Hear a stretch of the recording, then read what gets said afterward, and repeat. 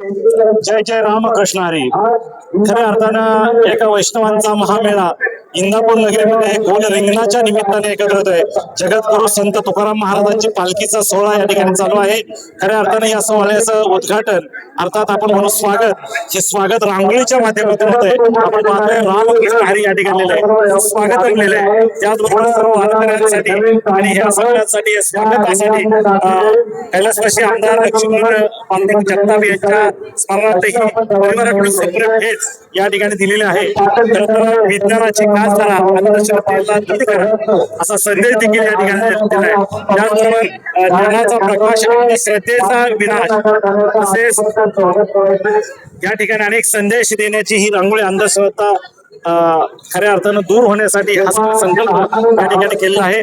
ज्या मुलीनं ही रांगोळी साकारली त्यांच्याकडे आपण आलोय, माहिती घेऊया. साधारणतः याला किती वेळ लागला, साधारणतः याला लागणारी रांगोळी किती आणि हे सगळं कुठून उभं राहत आहे? ताई तुझं नाव सांग.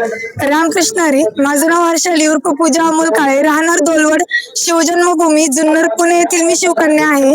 आणि गेली 3 वर्ष मी जगद्गुरूंच्या वारीमध्ये रांगोळीची सेवा करते.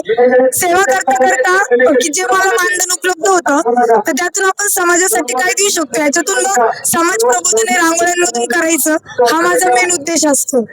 साधारणतः ही रांगोळी काढायला किती वेळ लागला? मला हार्डली 10 ते 15 मिनिटं लागली. 15 मिनिटांमध्ये एवढी रांगोळी साकारली? त्यामध्ये लागणारं जे साहित्य म्हणजे रांगोळी साधारणतः किती लागते? किती म्हणजे आता प्रत्येक रांगोळीवर डिपेंड असतात. त्याच्यामध्ये मला प्रत्येक कलर साधारण 2-2 किलो लागला आणि 10-1 किलो व्हाईट रांगोळी लागली. 10 किलो व्हाईट रांगोळी. एकूणच प्रत्येक रिंगण सोहळ्यामध्ये रांगोळी काढता का येतेच? नाही, मी माझी सेवा ही पूर्णपणे रस्त्यांवर असते. महत्वाच्या ठिकाणी जिथे आपल्याला जागा उपलब्ध होईल तिथे रांगोळी काढते. साधारणतः या पूर्ण म्हणजे दौऱ्यामध्ये आपण म्हणू पालखी जो मार्गक्रमण करत असते त्याच्या पुढे ही रांगोळी या ठिकाणी साकारते. परंतु यासाठी लागणारी जी रांगोळी आहे ते तुम्हाला कोण पुरवतं आणि किती प्रमाणात लागते? आता यासाठी मला रांगोळी साधारण 8.5 ते 9 टन लागते. 1 ट्रक रांगोळी माझ्या बरोबर आहे. रांगोळी लागते हो. आणि त्यातली आता निम्मी रांगोळी माझी संपलेली आहे.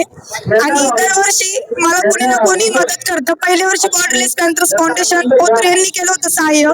मागच्या वर्षी संस्थांनी रांगोळी दिली होती, परंतु गाड्या माझ्या स्वतःच्या नाही आहेत, मी भाडोत्री आणते. तर त्याच्यामुळे त्याचं भाडं वगैरे लेबर्स लोक असतात त्यांचं सगळं मी मॅनेज केलं होतं. आणि या वर्षी सुद्धा मला आपले दिवंगत आमदार पिंपरी चिंचवडचे लक्ष्मणराव पांडुरंगराव जगताप यांच्या स्मरणार्थ त्यांच्या मित्र परिवाराने वाहन सौजन्य आणि रांगोळी सौजन्य त्यांनी केलं. आणि जे छोटं वाहन माझ्या बरोबर आहे ते आर्ट ऑफ लिव्हिंग परिवार बोरवाडी मनसरच्या सुरेखा बोर यांनी मला ती मदत केली. आणि हे सगळी लोक मला एवढं प्रेम देतात, तेवढी भरभरून मदत करतात.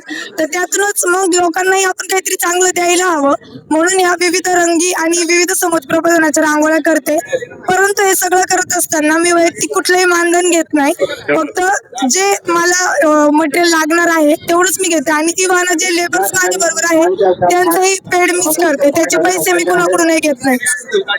प्रत्येक ठिकाणी मी रांगोळी काढत असताना कुठल्या प्रकारची किंवा या देवस्थानच्या ठिकाणी विनामूल्य सेवा करतात. जे मटेरियल किंवा जे लागणारे वस्तू आहेत तेवढ्याच ते उपलब्ध करतात. खरं तर तुझ्या या कलेला कुठं शासन दरबारी तुला असं काही पुरस्कार वगैरे प्राप्त झालेत का? नाही, अजून तरी नाही झाला. आतापर्यंत 5 विश्वविक्रमांची नोंद आहे माझ्या नावे. कारण कमी वेळेमध्ये मोठमोठ्या रांगोळी काढणे आणि fastest woman in the rangoli artist म्हणून मला किताब मिळालेला आहे. आणि याच्यामध्ये जर अजून मला कुणाचं आभार मानायचे असतील तर मी मानू शकते का? माझी सासर, कारण मला आई वडील नाही आहेत, माझ्या वडिलांकडून मला कला मिळाली, परंतु या कलेला ज्यांनी जपलं ते माझं सासर. माझे मिस्टर कायम माझ्या बरोबर असतात. हो. आणि मला 2 मुली 1 मुलगा असं माझे 3 अपत्य आहेत ज्या माझ्या सासूबाई घरी एकट्या सांभाळतात. आणि त्या घरी ते बघतात म्हणून मी बाहेर एवढं निर्धास्तपणे या सगळ्या गोष्टी करू शकते. आणि जी माझी टीम आहे हे खूप गरीब घरातली मुलं आहेत जे आता माझ्या बरोबर आहेत, माझ्या सगळ्या गोष्टीला माझ्या बरोबर असतात. त्यांचे सुद्धा मी खूप आभारी आहे. आमचे ड्रायव्हर मामा सुद्धा कधी ते हे नाही करत की नाही ताई खूप काम आहे, आम्ही रांगोळी आणत किंवा काही नाही, ते स्वतः गमिले घेऊन येतात, मला रांगोळी देऊ लागतात, खूप मदत करतात. आणि या सगळ्यांमुळे मी काय आहे याच्यामध्ये मी म्हणा की माझ्या एकटीचं क्रेडिट नाहीये. माझ्या मागे झटणारे जे सगळे हजारो हात आहेत त्या सगळ्यांचे मी मनापासून आभारी आहे. आणि त्याचबरोबर जे सगळे सोशल मीडिया इन्फ्लुएन्सर आहेत, सगळे न्यूज रिपोर्टर्स आहेत त्यांनी मला महाराष्ट्राच्या घराघरात पोहोचवलं, त्या सर्वांची देखील मी मनापासून आभारी आहे. खरं तर आमच्या चॅनलचं कर्तव्य देखील आहे चांगुलपणाचं या ठिकाणी प्रसिद्धी द्यायची आणि खऱ्या अर्थाने एक चौथा आधारस्तंभ जे म्हटलं जातं आपल्या पत्रकारितेला त्यातलाच एक भाग एक चांगुलपण तुम्ही केलं आणि ते चांगुलपण दाखवण्याचं काम आम्ही करतोय. निश्चित तुमचं कुटुंब तुम्हाला साथ देत आहे, त्या कुटुंबाला आम्ही धन्यवाद देतो आणि अशीच प्रगती पुढच्या काळात देखील बरोबर करत राहू अशा प्रकारे आमच्या चॅनलच्या वतीनं तुम्हाला या ठिकाणी शुभेच्छा देतो. धन्यवाद. धन्यवाद.